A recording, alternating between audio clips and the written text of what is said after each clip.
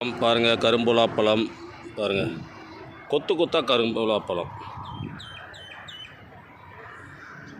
எவ்வளோ பாருங்கள், கொத்து கொத்தாக இருக்குது பாருங்கள். கரும்புலா பழம் கொத்து கொத்தான கரும்புலா பழம்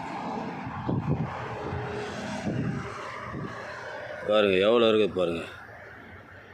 இந்த சித்த மருத்துவர்கள் பார்த்திங்கன்னா இந்த கரும்புலா பழத்தை வந்து மூலிகை எண்ணெயில் கருங்கூந்தலாக வளர வேண்டும் என்று இந்த மூலிகை எண்ணெயில் அதிகமாக சேர்ப்பாங்க. எவ்வளோ கரும்புலா பழம் இருக்குது பாருங்கள்.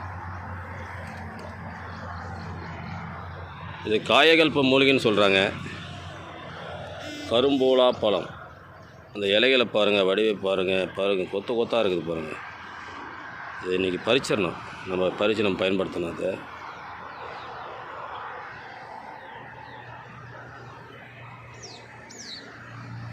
பூரா கரும்புலா செடி தான். கரும்புலா அந்த சிறு காய்கள்.